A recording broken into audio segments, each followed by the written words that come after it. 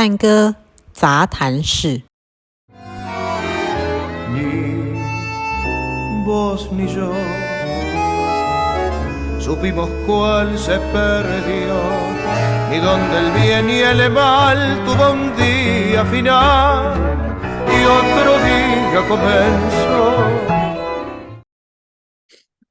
嗨，大家好，欢迎回来探戈杂谈室。那是的，本人最近有点忙，我的来宾们也有一点忙，所以停更了好一阵子那我们希望可以持续的做下去，因为其实世界上有非常多的人为了探戈的文化还有音乐历史等等的，在做很多方面的努力。那所以这个也是我们这个探戈杂谈室最想要做的事情。好，那就是可以借由邀请不同的来宾来跟我们聊关于探戈的这些可能是不为人知的小秘密，这样。好，那今天这个来宾是我好几年前，应该是2017还是2016的时候，借着那个 Agnes 跟 Derek 老师他们到台湾之后安排来台中跟我们一起上了几堂的 workshop 的老师。那今天邀请的是女老师 Ayano 老师。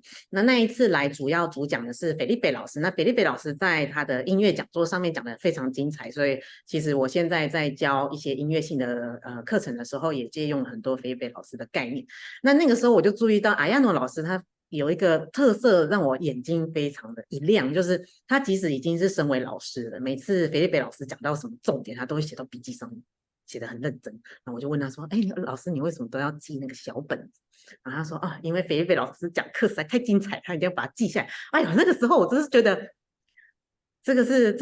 这一对老师们之间，除了是合作很愉快，当然他们也是夫妻，也是互相爱慕、互相崇拜的一对组合，所以才可以受到他们的学生那么大的欢迎。这样，那所以我们今天就邀请的是Ayano 老师来到我们的探戈杂谈室。Let's welcome Ayano。Hello.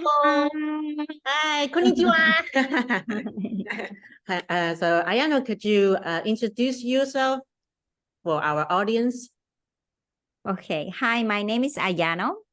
I'm from Japan. I live in San Francisco now. I started tango in 2005 when a year after I moved to San Francisco when I had no friend. And since then I made all my friends. Tango changed my life. And now I quit my original job. The reason why I came to San Francisco for, it's been 10 years already. And now I dedicate my life teaching and DJing and sharing the love for tango with people here and also around the world as well. So during the pandemic time, actually, I joined one of very interesting project about the tango lyric. And I enjoyed that online kind of workshop or lecture very much. So that's why I want to invite you for this tango podcast today. So let's talk. Why did you start this tango lyrics project? So the first reason why I started was because I wanted to know more. And I'm a Japanese native speaker. I learned English, but Spanish was not really my language that I spoke at that time. And when I was dancing in Buenos Aires, one of the milonguero said that if you want to get better, you need to start listening to the song, the singing. And then if you put your emotion into that story, then you'll be a milonguera. That's what he said. And you believe that? And well, I was like, okay, well, he's a great milonguero that I really admired and I love dancing with. It's like, okay, I'll do that. So it was in the middle of the tanda. So from the next song, I was like, okay, I'm listening to the song. I'm like, and then I could understand his dancing better. And I also, it opened my eyes to different way to enjoy tango. So, but of course, I could not understand everything at that time because I was not fluent in Spanish. So later I looked it up, the lyrics, what the song was about. And in fact, there were a lot of English translation already. So when I get back to San Francisco, I said, I'm going to do this, put out all the English translation that has been done by other people. And I broadcasted it while I was DJing. I projected it on the wall, English and Spanish together. And I thought, well, I'll just do it just in case and see what happens. Uh-huh. And it was very interesting because a lot of people hadn't thought that there is more than just the music. You know, like, of course there's a voice, but if you don't speak the language, it's just another sound.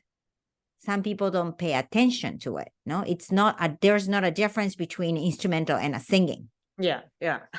And so I thought, like, okay, you know what? This is interesting. And they were like, oh, I didn't know this song was about this story. And I thought, yeah, there are a lot of things to know and to be inspired to be able to dance, no?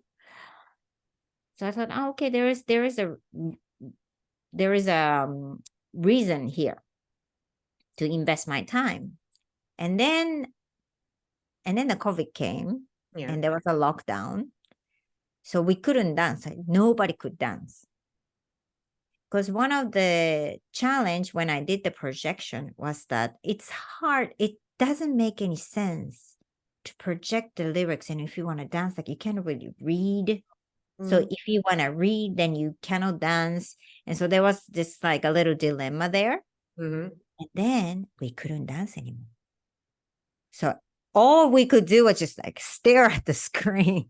That was the only thing everybody could do. So it was perfect because also we had this all emotional things going on during that time. And to get really deep into this super emotional world of tango poetry was just like, I think it was perfect. It was a perfect storm. So I started broadcasting like, okay, because at the beginning of pandemic, of course, so we didn't know how long it was going to last. So I thought, okay, March, we shut down. And well, until May, for sure, we cannot dance. So I can do 4 orchestras. I can do that. So I started doing, I'm going to pick 10 songs by one orchestra and a singer duo. And I will broadcast it on Sunday with all the lyrics. So we listen to it and read the story. And I will pick one song on Monday. And I will explain about the orchestra and the singer, who wrote the song, what the story is about. If there's any background that we need to understand, we would do that. And I thought, okay, well, 4 weeks for orchestra, that'd be nice. And that's how it all started. It was quite ambitious project because I had to do everything in 1 week. Pick the songs, I make the slides, I will find in translation. If there is no translation, we would have to translate. So I would translate and Felipe will edit it, make it into slide, and I would research about who wrote it, the life of an author, of the orchestra and the singer. And all of us doing that all in 1 week. So for me, time passed so fast. It was so fascinating. And there was so much to know.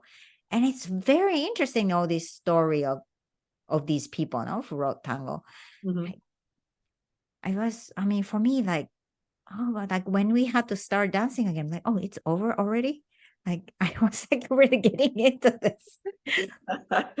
Others are counting the time, but you are, I'm running out of time. Yes, like each week was going so fast. Like I could not sleep. I was so deep into it.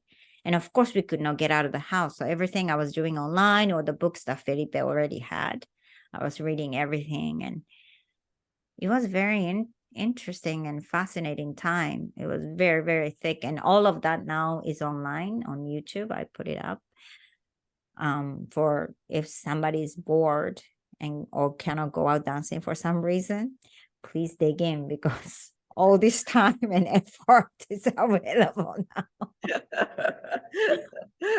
Right now, it's hard. We have a different challenge because, people just want to go out and dance and have fun. So they are not I think there are less need or demand or urgency to put your time into knowing, world other than just the dance. Yeah. But during that time, how does people react about this project? It was very nice because Zoom was new. Yeah. We were all experimenting.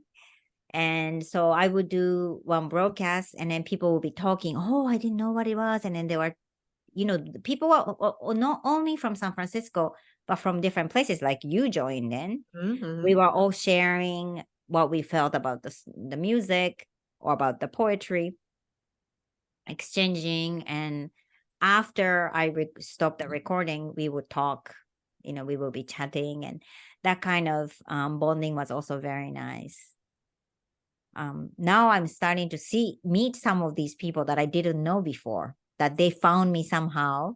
And they're like, oh, you are the one who did the tango poetry. I'm like, yeah, it's me. Like, I was watching. I'm like, oh, really? I didn't know, some people that I never knew. Now we have a new way of meeting beyond just meeting in a milonga or festivals.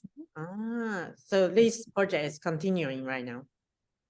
I mean, because all of the translation and all of that is online. So there are people who want to look for it. They will find it. Okay. Some of the teachers that we know, they are using that also content in their class too. And I think that's great. Mm-hmm. So we will put the link below. Everybody, if you are interested with this tango lyric poetry project, you can click. Then you can see Ayano's work. Okay. If somebody wants to translate to Mandarin, if they need help, we are happy to help with the English part, obviously, the Spanish part. I would like to do the Chinese part, actually. Yes, that would be great. Yeah, it's also very difficult for me because I know very, very few Spanish. So it will take lots of work.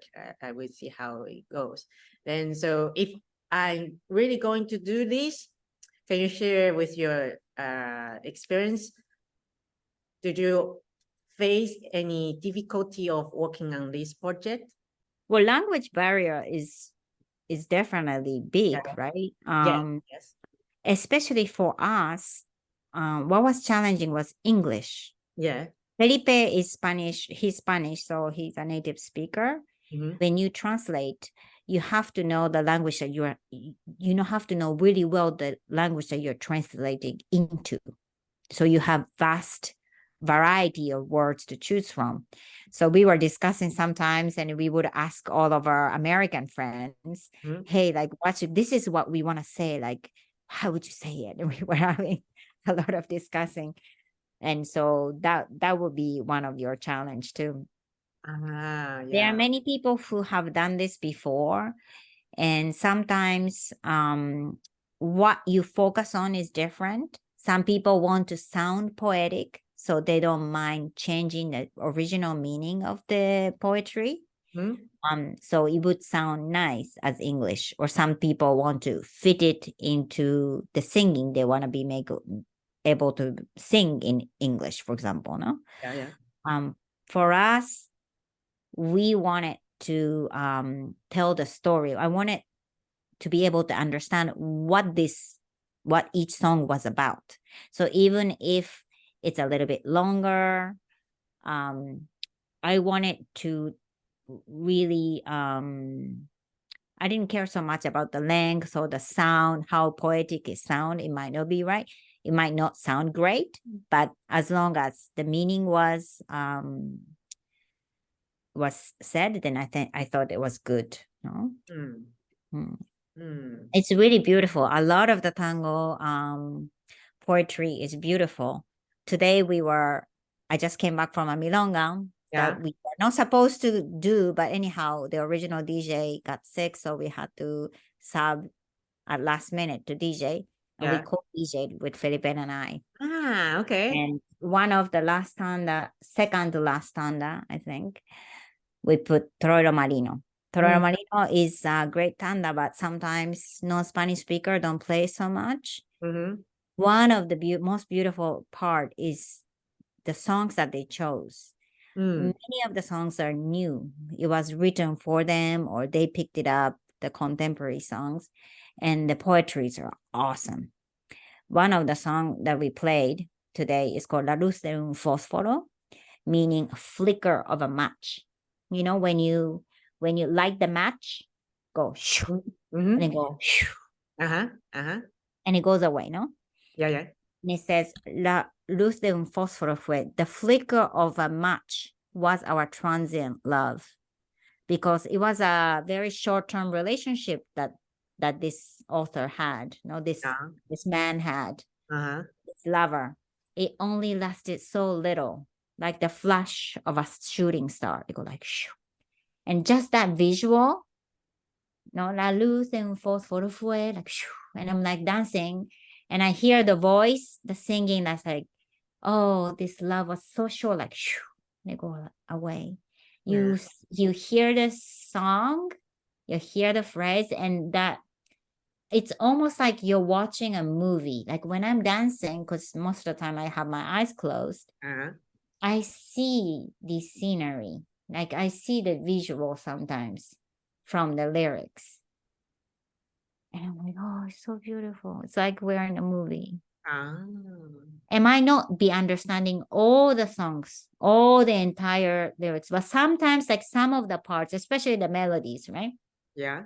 Main melodies, it will chorus part, it will come out. I'm like, oh, so nice. And then it goes away again, or instrumental comes in. Yeah. So many different things happen, no? But sometimes all these things come in, like, oh, that's so nice. That's so nice. Yeah, it's something, it definitely enriches your tango life once you know what the songs are talking about. And also when you know that, you also pay attention to the voice of a singer much more. There are certain singers or orchestra that I cannot play anymore as a DJ. Because now that I am awakened and I start listening to the voice, sometimes there are two versions of the same songs written, like one by Di Sarli Rufino and then another one by De Mare con Miranda. And before I was like, oh, both versions are great. But then when you start listening to the voice, like one singer is clearly, definitely better than the other, you cannot play the mediocre version anymore. So it's ruined for me. I used to love it, and then I cannot play it anymore because when I'm listening to this mediocre singer, I'm like, well, the Rufino's voice is definitely better, and his expression is way richer, and I cannot play the other version. Then did you find any poetry like it is talking about your life, like so matching? I'm not sure about my personal life, but something that we all fit. It's one of the songs that actually I remember that Javier Rodriguez mentioned before, long time ago. And it's by Enrique Rodriguez. It's recorded by Enrique Rodriguez and Armando Moreno. And Rodriguez is not the most respected orchestra. It's not necessarily the most milonguero orchestra, maybe even. And I'm like, why is that song? And I was like, I don't know. The melody is like whatever. It's not the most beautiful melody, no? Yeah. But the lyrics, when you start listening to the lyrics, okay, this is like the tanguero milonguero song that everybody can relate to. Okay. It says, the two of us will live the quarter hour. Quarter hour is 15 minutes. Yes. The two of us will live the quarter hour of the nostalgic and evil dance. Let's listen to the beating of the hearts under the protection of Venus Aphrodite. God's pleasure, perverse dance. Tango is a ritual and it's a religion. Creole orchestras are its altars and the bandoneon is its priest. It's like, keep silent, half of my soul, for there is a secret between the two of us. Because when you start dancing tango, it is almost like a religion. It is true. You always go to the same place, like as if you go to a church and you meet all these people.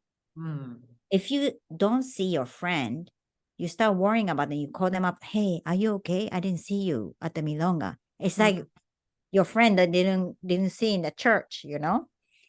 And you start also telling your non-tango friend. Yes. The fact that there is a word non-tango friend, it's almost like a cult. You know what I mean? The one who's a church goer and a non-church goer. It's like you have a tango friend and a non-tango friend. Yeah. What do you tell your non-tango friend about tango? And you're trying to convince them to start dancing tango. It's like religion.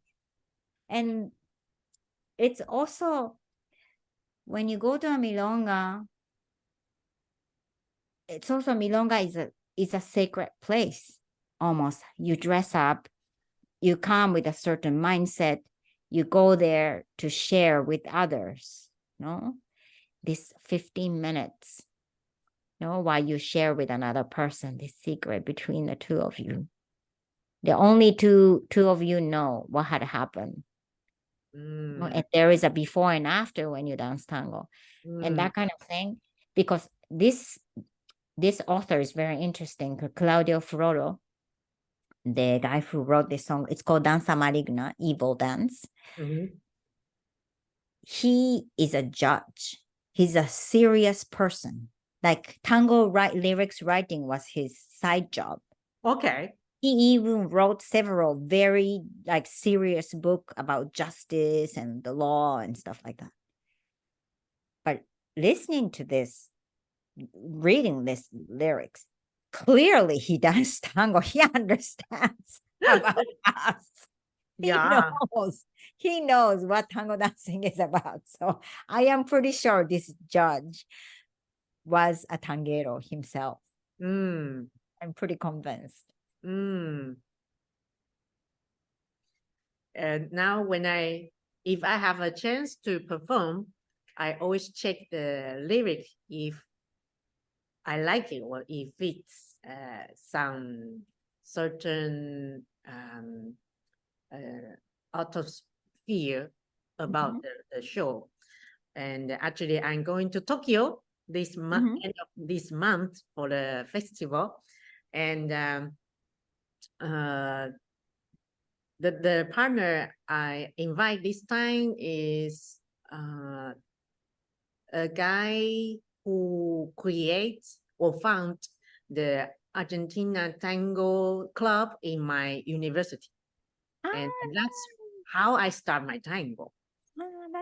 But when I joined that club, the guy already graduated, so I didn't meet him at that time. So I just know there's one guy who found this club. Then I know this guy, and later, recently, we start to meet in several events because now he teaching in China, and I also invite him for my podcast about how he working on his studio. And this time the song we picked was Pocas Palabras. Pocas Palabras. Okay. Yes. And so after we choose this song, I check the lyrics and I say, wow, that's the song for us. We haven't met for so many years, and we meet again for tango, and partners or lovers who separate for many years, and then we meet again and search for you. I say, that's so good for us. So now when I dance something, if I know the lyrics, I feel, that's really for me. I enjoy that feeling so much. Yeah. So that's why I like your project a lot. It's very dedicated thing for us, for tangueros, tangueras. I think it's very appreciated. Yeah. I'm glad to hear that. I think